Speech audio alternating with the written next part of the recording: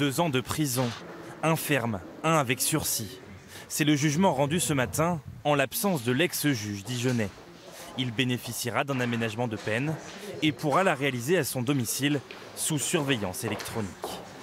La condamnation comprend également une obligation de soins, l'interdiction d'exercer une activité professionnelle ou bénévole en lien avec les mineurs et une inscription sur le FIJES, le fichier des délinquants sexuels.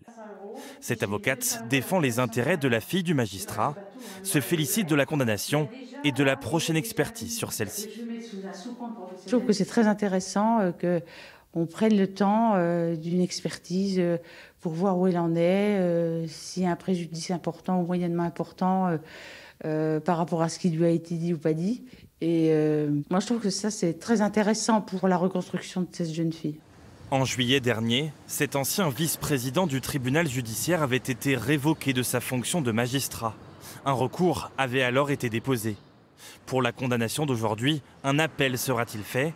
La défense de l'ex-juge n'a pour l'instant pas répondu à nos sollicitations, mais lors du procès, elle avait plaidé la relaxe. Le délibéré est donc tombé. L'ex-juge dijonnais est reconnu coupable pour ces faits. Mais le paradoxe dans cette affaire, c'est que la fille de cet ex-juge vit toujours au domicile familial avec son père, et ce, depuis le début de l'affaire.